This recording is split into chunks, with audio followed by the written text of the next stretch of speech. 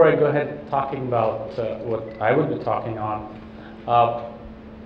I would assume that the guys who are here are probably in some way associated to health. I just want to know how many of you have been working for a healthcare company or associated to a healthcare company?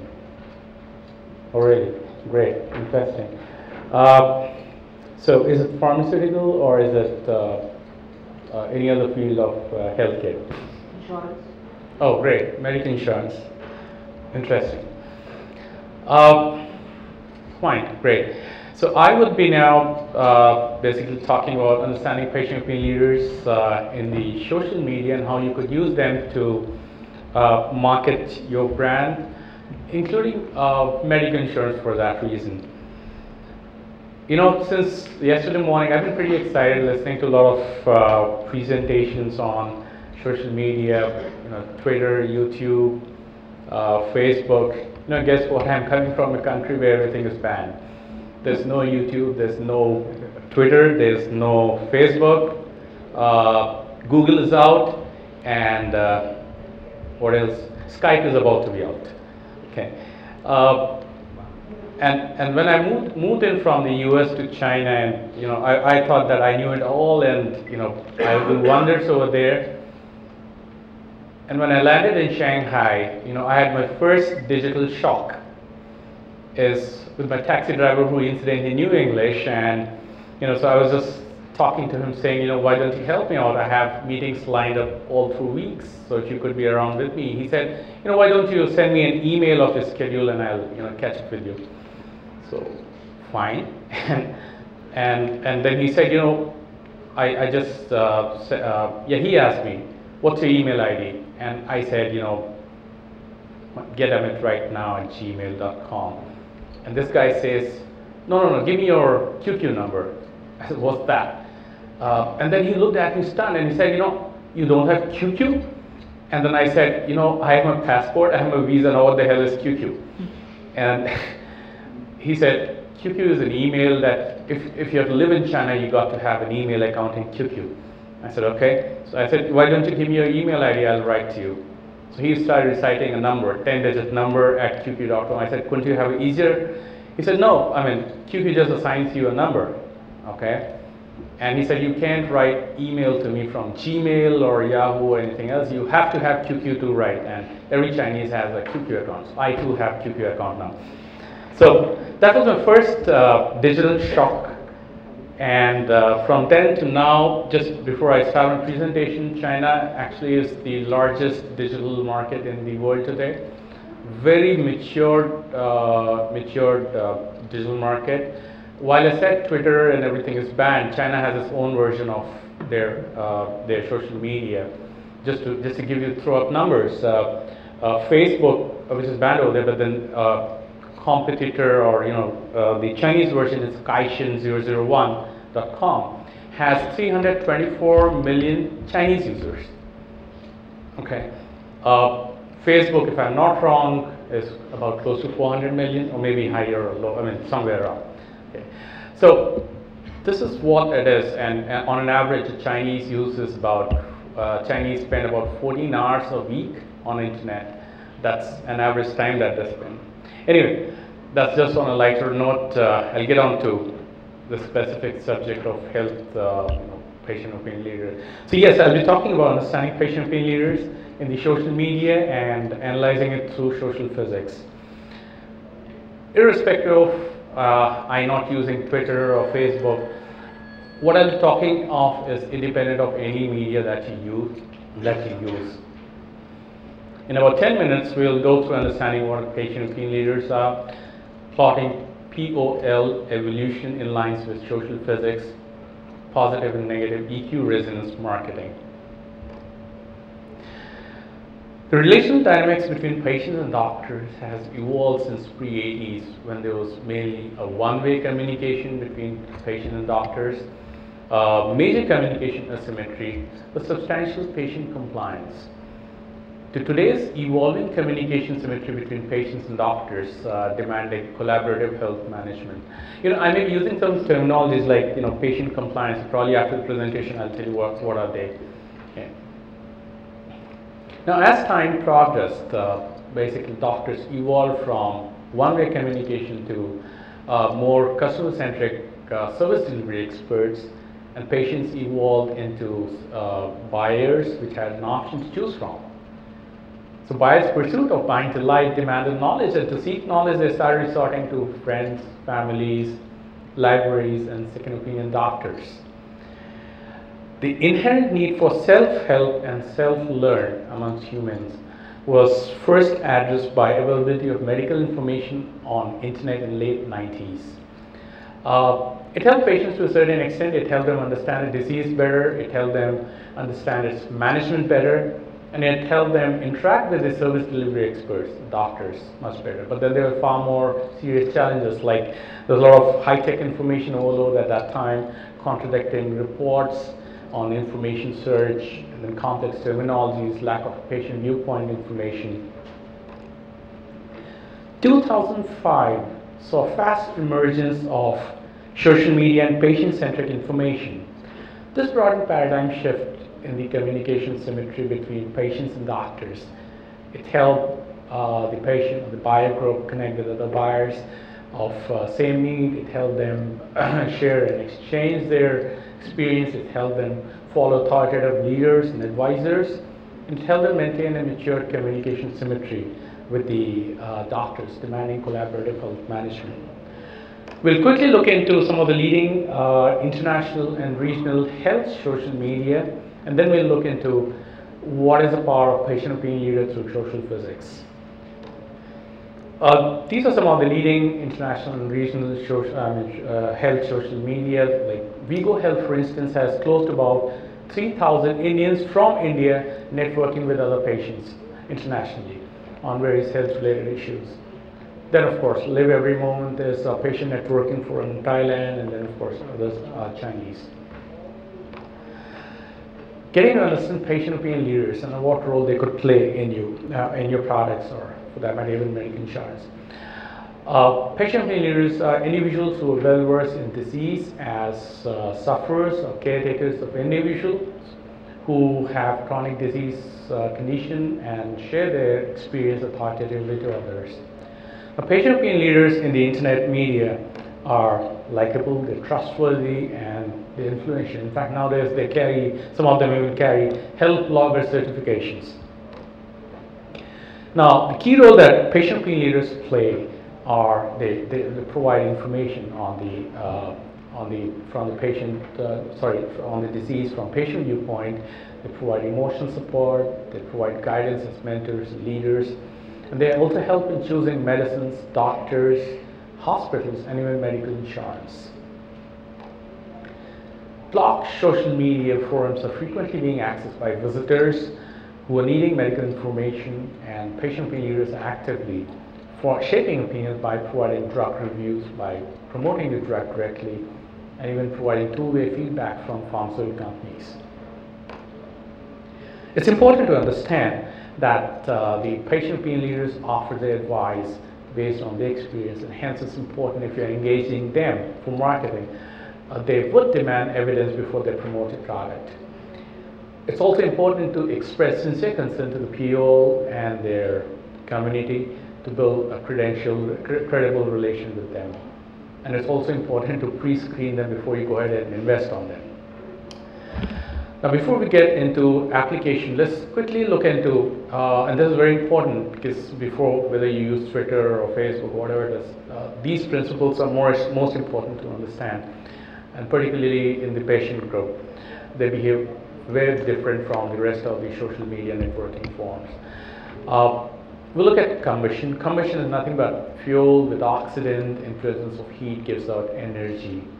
And energy in turn gives out shock wave. Shock wave, usually, depending on the intensity of noise and the information in the waves, is called as entropy. Now let's apply this to patient internet group behavior and see how it works.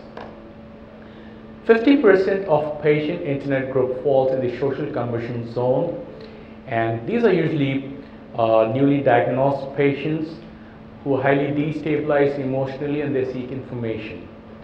Now here, combustion is basically the diagnosis information acts as oxygen and energy is expressed in form of disk content, queries, and usually the frequency is very high.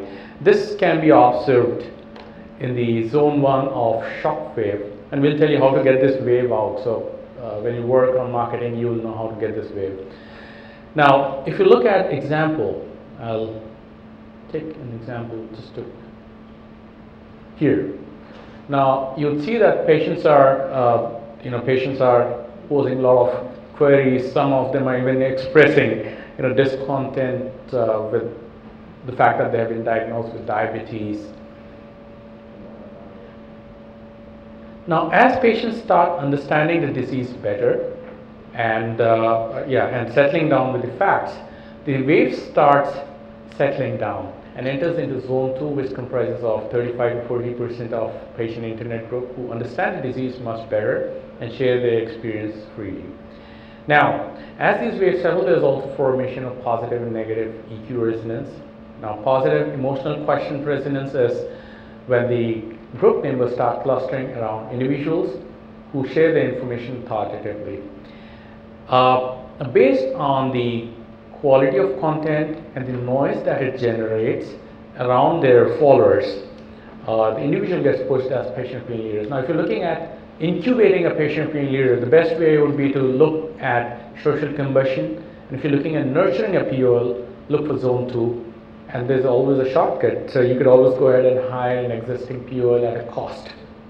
Now, you would still have to do entropy assessment based on certain metrics, which is nothing but the quality of content, the authority, and the noise that it generates with their followers. Now, here's an example which we recently did. Of course, this was done in China, but then this will help. Where we use multiple compartments to drive the patient internet group towards the target brand with positive EQ resonance. This project was focused at the young mothers, and in this, the objective was to drive, of course, towards the brand. So what we did is the first objective was to drive the patient internet group in the social combustion to come over to zone 2 and connect with a seed group that we were managing and which had a positive EQ resonance around our brand. So what we did is we first started understanding the search behavior of these patients on internet. And based on these findings, we started publishing a lot of relevant content, patient-centric content through health forums, through health portals, and through microsites. The call to action for all these content was that we exposed the seed group in these content. Now, as patients found our content and they started reading about the disease and its management, they also got connected. They also got exposed to the seed group, which had the same problem, and we're assisting each other. So they were motivated to connect with them, and of course they joined them. Offline, we went and participated in various health clubs and health forums where we educated patients and exposed them to the seed group.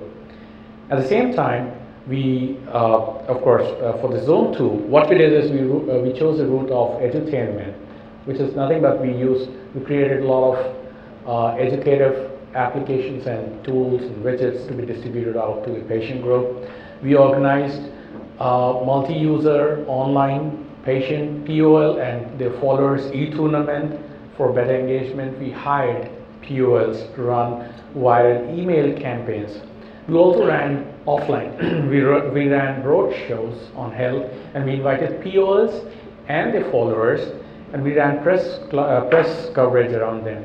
So this gave them much larger exposure to the audience, in turn gave them much larger follower base, and in turn we got a much larger follower base around our seed group that we were managing with the positive EQ resonance. And of course, this positive EQ resonance could easily percolate into a much larger group. The net result was that patient group started inquiring about the brand from the doctors. And doctors usually, if there's no technical challenge, would prescribe a brand that a patient would prefer to use. So we could actually see a result in where patients were coming back and endorsing that they could actually see doctors accepting the brands that they were asking for. Now, what would you do if you have a negative EQ resonance around your brand? In that case, just participate. Just participate in that. Be very factual. Anyway, because you cannot start marketing over there, because FDA will not allow you to, the Food and Drug Development Authority will not allow you to advertise the market.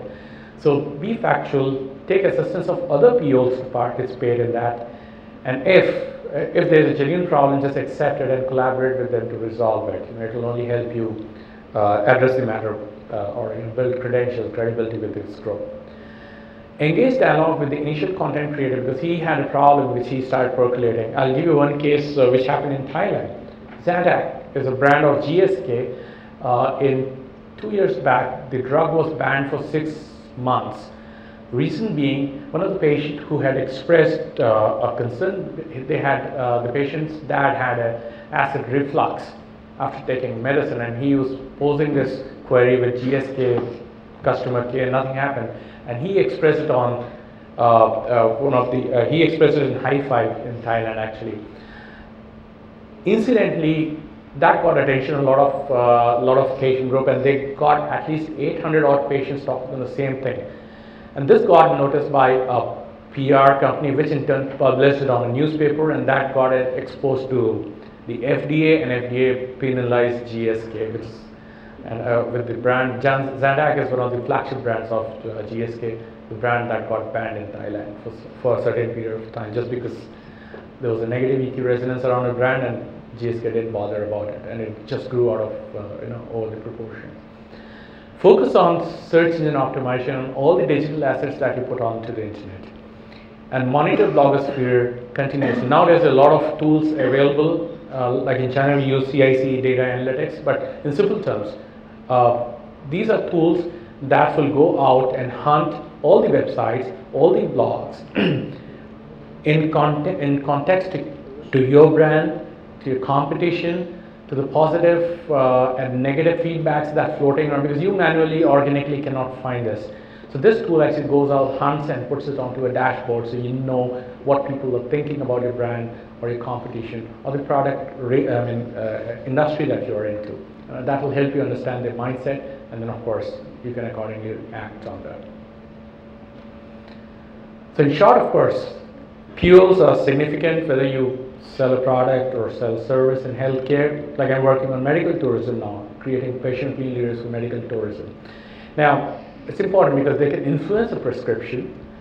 And please understand, pure logic can work only in chronic diseases. So I would not, I have not worked, and I don't see an application happening for if you were trying to approach a cold and flu or crocin. So it has to be a chronic disease condition. They can influence prescription, they can create a clout around your brand, they can increase the patient compliance, and that is important for pharma company because it will lead to a high sustained brand sales, which is a big challenge today internationally. Social physics is very important in understanding the patient internet behavior, and if you know that, this will also help you in identifying the patient opinion leaders. And you could of course go ahead and incubate or nurture them or hire them based on the findings that you have. Positive EQ resonance is again important to build the clout around your brand, and negative EQ resonance marketing is helpful in negating any potential black PR that may happen around your brand. Just I gave you an example of what happened in Thailand.